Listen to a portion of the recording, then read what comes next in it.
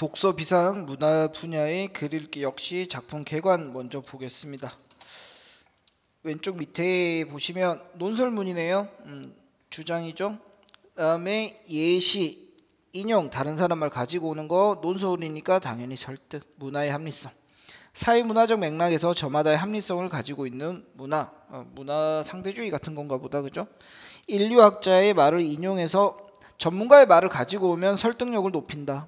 다양한 사회문화적 현상을 예로 들어 이해를 돕고 있답니다. 됐죠? 그냥 여러 가지 문화가 나올 거고요. 나름의 이유가 있다 뭐 이런 얘기일 거예요. 문화 상대주의와 관련된. 문화 상대주의 나오죠. 배경 지식. 상대성을 인정하라는 겁니다. 우열을 가리지 않는다. 됐죠? 반대말은 자문화 중심주의예요. 우리 문화 중심으로 해서 다른 문화를 까내리는 거예요. 혹은 문화 사대주의. 문화 사대주의는 다른 나라 문화만 되게 높게 보는 겁니다. 지금 우리는 문화 사대주의 지금 완전 많이 없어졌잖아. 코로나 잘 버티고 있고 BTS 지금 난리 났잖아요. 그죠? 아무튼 그런 거예요. 문화 상대주의 논쟁에서 인간의 합리성을 어떻게 규정할 것인가는 매우 중요한 문제다. 자, 문화 상대주의 논쟁, 즉 문화 상대주의가 옳다 그르다를 얘기할 때 인간의 합리성이 중요하다고. 그러니까 모두가 합리적이다라고 한다면 문화 상대주의를 얘기할 수 있겠죠. 그런데 어떤 문화권은 어떤 조직은 아직 발전이 덜 돼서 합리적이지 못해라고 만약 말할 수 있다면 그 근거가 있다면 문화 상대주의를 얘기하지 못하겠죠. 그럼 문화의 우열이 생길 거 아니야. 그러니까 문화 상대주의를 주장하는 사람들은 이렇게 말해야 될 거야. 그렇기 때문에 이렇게 말할 수 있는 거죠. 모두가 합리적인 선택이다. 인간은 합리적 동물인가? 자, 물음표 나왔습니다. 만약 그렇다면 합리성은 모든 사회와 문화에 공통으로 적용되는 보편적인 것인가? 아니면 합리성의 기준과 내용은 서로 다른가? 두 가지 질문을 하고 있네요. 일단 인간은 합리적 동물인가에 대한 질문. 만약에 맞다면 인간은 모두 합리적 동물이라면 그럼 이 합리성이라는 개념은 모든 사회와 문화에 공통으로 적용되는 보편적인 것이냐? 질문이 두 개예요. 맞죠? 하나, 모든 인간은 합리적인가요? Yes라고 했어. 그러자. 그럼 이 합리라는 말은 모든 사회에 공통적으로 들어갈 수 있니? 얘기하는 거야. 결론부터 말하면 합리성은 문화적으로 정의되는 것이고 사람들의 행동 환경은 아주 다르다. 즉, 같다는 거야, 다르다는 거야? 다르다는 얘기를 하겠죠, 이 아저씨는. 모든 인간은 나름대로 합리적이지만 문화는 환경에 의해 만들어지는 것이며 사람들의 인식과 가치와 욕망도 마찬가지다. 그들도 우리만큼 합리적이다. 근데 모두가 합리적이라고 말하는 거예요. 하지만 그 기준은 다르다는 겁니다. 나의 기준으로 저들이 합리적이지 못해 이렇게 말해서는 안 된다라는 겁니다. 스피로라는 S라는 애는 미얀마 사람들에게는 증권 투자보다 종교적인 지출이 훨씬 더 합리적인 의사결정일 수 있다는 점을 명확히 밝히고 있다. 그러니까 여러분 지금 여기서 이해를 잘 해야 되는 게 일반적으로는 당연히 증권에 투자하는 주식 투자랑 종교적으로 헌금을 하는 거랑 종교적 지출을 하는 거랑 뭐가 더 합리적이니? 일반인들 종교가 없는 사람 입장에서는 이거보다 당연히 얘가 더 합리적인 거잖아. 이건 나의 자산을 늘려주는 거고 이건 사라지는 건데. 근데 누군가 진짜 종교가 너무나 소중해 나에게. 그런 사람은 이게 더 합리적일 수 있다는 겁니다. 그걸 인정해줘야 된다는 취지의 글이에요. 이 글은. 그의 관찰에 의하면 북부 미얀마의 가난한 농부들은 서구인을 봤을 때 불필요한 일들의 수입 대부분을 지출한다. 누구 기준? 미얀마 사람들의 기준. 대개 종교적인 의례나 승려들을 위한 만찬, 정교한 탑을 쌓는 일들이다. 제가 말을 잘못했네요. 서구인이 봤을 때, 서구인의 기준에서, 서양 사람들의 기준에서 미얀마 사람들을 보면 쓸데없는 일에 돈을 쓴대. 종교적인 의례나 승려들을 위한 밥, 그리고 탑을 쌓는데 돈을 쓴다. 그러나 이러한 지출 행위가 어리석거나 비합리적이라고 할 수는 없다. 왜? 그들은 누구? 미얀마 사람들. 불교 문화라는 맥락에서 합리적인 행동을 한다. 그들에게 부라는 것은 언제 사라질지 모르는 불안한 것이기 때문에 돈을 저축하여 재산을 모으는 것보다 재산을 소비하는 것이 오히려 좋은 일이라고 생각한대. 또한 그들은 일상적이고 상징적인 수준에서 환생과 업보와 자비를 통해 공덕을 쌓는 불교 신념을 실천한다. 이러한 신념 때문에 그들이 승려를 위한 만찬이나 종교적 의례, 탑 쌓는 일에 돈을 지출하는 것은 현세에서 다른 이들과 좋은 인연을 맺고 위세와 존경을 얻으며 내세에서 더 좋은 환생을 보장받는 매우 합리적인 방법인 것이다. 그들의 가치관과 사고방식에서는 종교적인 지출이 오히려 합리적이라는 거예요. 그걸 인정하자는 겁니다. 이걸 읽으면서 뭐 병신들 말도 안 되는 소리를 해. 이게 아니라고. 이게 아니라고요. 인정해야 된다는 거야. 친족 중심 사회에서는 의례 비용이 많은 돈을 지출하는 것을 흔히 볼 수 있다. 의례라는 건 행사 정도로 생각하시면 돼요. 어떤 행사. 많은 아시아, 아프리카, 중남미, 중동 국가는 결혼식 비용은 그들의 생활 수준에 비해 상상할 수 없을 정도로 많다. 우리도 결혼식 비용 많이 쓰잖아요. 인도, 방글라데시 같은 나라나 이슬람 국가들의 혼례를 보자. 이들은 일주일 내내, 와 우리보다 더 심하네 그죠? 일주일 내내 음식을 풍족하게 차려 잔치를 벌이고 춤을 추는데 많은 의례 비용을 지출하는 것을 당연하게 생각한다. 피지의 원주민 마을에서도 혼례를 치를 때 소 5마리, 돼지 3마리, 닭 30마리, 전통 음료, 양고기 수십 킬로, 의료, 혼수품, 생활용품에서 잔치를 벌인다.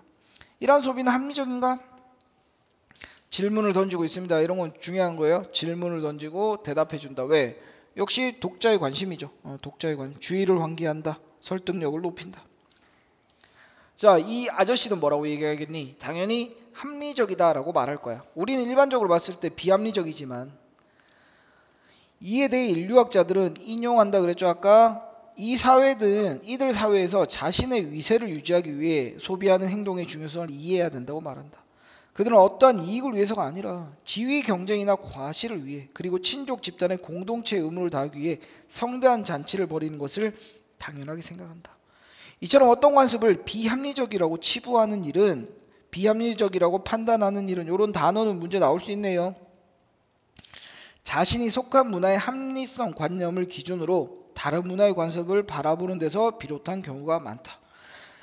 자, 어떤 관습이 비합리적이야 라고 말하는 게 잘못됐다는 겁니다. 자기 기준이란 거예요. 하지만 이러한 관행들은 의례적 소비를 통해 자신의 지위를 가시하는 현대인의 소비 형태와 크게 다르지 않다. 마빈 해리스라는 사람도 인도인이 소를 먹지 않음으로써 더 효과적으로 소를 활용하고 있으며 어느 하나도 낭비하지 않고 가장 실용적으로 이용하는 민족이라고 한다. 해석했다. 인도의 소는 쟁기를 끌고 연료를 공급하며 비료, 우유, 가죽을 제공한다. 인도의 소가 경작지와 식량을 두고 인간과 경쟁을 한다면 이야기가 달라지겠지만 인도의 암소들은 생태계에서 인간과 경쟁하지 않고 오히려 인간이 남긴 쓰레기와 찌꺼기를 남김없이 치워주고 우유를 생산해주는 고마운 존재다. 그러니 암소를 숭배하고 소고기를 먹지 않는 금기에도 환경적 합리성이 있다고 볼 수 있지 않겠는가. 있답니다. 이 아저씨 말하고 싶은 건. 또한 문화 상대주의를 이해하는데 돼지고기에 대한 금기와 상징 체계가 문화마다 얼마나 다를 수 있는지 살펴보는 것만큼 좋은 사례도 없다. 예시, 이슬람교도 흔히 이 세상에 돼지고기를 먹는 짐승 같은 야만인들과 돼지고기를 먹지 않는 신실한 인간이 있다고 말한다. 이들은 세계를 야만과 문명, 이교도와 이슬람교로 구분하는데 이를 판정하는 가장 명확한 기준 가운데 하나가 바로 돼지고기 금기를 지키는가 여부다. 이슬람 교도가 돼지고기를 혐오하는 것도 단순히 종교적 금기 때문만은 아니다. 나름대로 합리적인 이유가 있을 거라는 거야. 돼지고기는 선모충중을 일으킬 수 있고 치명적인 탄저병을 옮길 수 있어. 중동 지방에서 매우 위험한 음식이다. 얘들 날씨 더워서 그런가 봐. 또 돼지 사육은 중동 지방의 자연 생태계와 문화 공동체를 깨트릴 위험이 있다. 유목 생활을 하거나 반정착 농경을 하는 아랍인들에게 돼지는 위협적이다. 돼지를 끌고는 어디도 이동할 수 없기 때문이다. 얘들은 유목민인데 돼지를 키우기 시작하면 유목이 안 돼. 돌아다닐 수가 없대. 그러므로 돼지고기를 먹지 말라는 종교적 금기에는 생태학적 전략과 합리성도 있는 것이다. 나름의 이유가 있다는 거예요. 계속. 나름의 합리적인 이유가 있다. 그 합리라는 거는 문화마다 다르기 때문에 우리가 우리 기준으로 합리성을 판단해서는 안 된다. 뭐 이런 얘기입니다. 근데 뭐 이 새끼들이 근데 돼지고기 먹는 거 같고 야만인이다 하는 건 또 이 새끼들도 그걸 못 하고 있는 거지. 그죠? 반면에 중국과 대다수 남태평양 섬나라에서 돼지는 매우 특별하고 좋은 동물이다. 이들 나라에서는 대부분 돼지를 방목하게 기르는데 집안이나 부엌에 돼지가 들어오는 것 보통이고 애완동물 이상으로 인간과 가깝고 친근하여 함께 살아간다. 조상에게 바치는 가장 귀한 의뢰용 동물로 숭배하기도 한다. 우리도 그렇잖아요. 돼지머리 하잖아. 인류학자 또 인용입니다. 로이 라파로프트 발음도 어렵네요. 유기니 고산지대에 사는 챔바가 마리뇽의 카이코라는 돼지 축제를 연구했다. 이 축제는 보통 12년에 한 번. 한번 보기도 힘드네요. 거의 1년 동안. 와 대박이다. 돼지의 수가 늘어나면 돼지가 밭을 훼손하게 되고 이로 인해 이웃과 싸움이 늘어나는 등 문제가 생긴다. 그러면 부족 사람들은 축제를 열어야 할 때 돼지를 수를 줄여버리는구나. 카이코 축제를 연다. 기르고 있던 돼지 대부분을 잡아 식량으로 한다. 그리고 축제가 끝나면 두세 달 이내에 전쟁을 벌여 남아있는 돼지를 제물로 바치는 데 쓰고 조상신에게 올리는 제사에 활용한다. 남아있는 돼지를 다시 키운다. 돼지 축제는 마링족인 사용할 수 있는 자원과 생산을 통해 적당한 인구수 및 가축수와 분배, 더 나아가서는 관계를 적절하게 조정하는 생태학적 전략인 것이다. 나름의 이유가 있다는 거야. 돼지가 너무 많아지면 문제가 생기니까 그걸 해결하기 위해서 일부러 개체수를 줄여버린다는 거지. 됐니? 이처럼 혐오하는 사람도 숭배하는 사람도 생태학적으로 나름 합리적인 논리가 있다. 그러니까 지금 여기서 문제로 내는 거는 어차피 일치 문제밖에 안 돼요, 여러분. 그러니까 이 각각의 예들에서 얘들이 돼지를 키우는 이유 혹은 돼지를 안 키우는 이유, 그죠? 그런 것들을 잘 구별해서 매칭만 시키시면 돼요. 돼지 숭배나 혐오를 단순히 종교적 금기로 이해하지 마라. 각 문화는 저마다의 합리성을 지니고 있으며 서로 다른 합리성이야말로 오랜 지혜이자 특수한 환경 조건에서 적응하는 귀한 지식이다. 그러니까 여기서는 지금 처음에 봤던 문화 상대주의 있죠? 이거 관련돼서 문제가 나올 거예요. 다른 예를 들어서 문제 낼 수 있어요. 문화 상대주의와 아까 봤던 문화 자문화 중심주의, 문화 사대주의, 사대주의나 아니면 자문화 중심주의. 얘들 두 개는 세트예요. 물론 반대긴 한데 자문화 중심주의는 내 것 짱, 내 것만 짱 하는 거고 사대주의는 남의 것만 짱 하는 건데 어쨌든 간에 얘들은 상대주의를 지키지 못하는 애들이고 얘는 상대주의는 서로를 인정해 주는 거잖아. 그죠? 그래서 이거는 다른 예가 나오더라도 어느 쪽에 해당하는지는 좀 구별할 수 있어야 될 겁니다. 그러니까 이 글의 주장은 문화 상대주의를 인정하자는 거예요. 자, 다시 첫 번째 질문에 대답을 해보자. 인간은 합리적인가 그랬어요. 그죠? 인간은 합리적인가? 여기서 오케이를 했습니다. 그러자 다시 묻습니다. 그럼 합리성이란 거는 다 똑같은 거니? 거기에 대한 대답 뭐야? 아니다 였습니다. 그죠? 문화에 따라서 합리성이 다르다. 그래서 제목처럼 그들도 그 문화에는 다 뭐 의미가 있다 그래야 되나? 아니 합리적인 이유가 있다. 그죠? 그렇게 연결하시면 될 것 같네요. 됐죠? 이게 뭐 생태학적 전략이라는 말이나 또 좀 다르게 쓰였나? 다 생태학적 전략이란 말을 쓰네요. 뭐 그건 크게 구별 안 해도 되겠다. 됐죠? 오케이.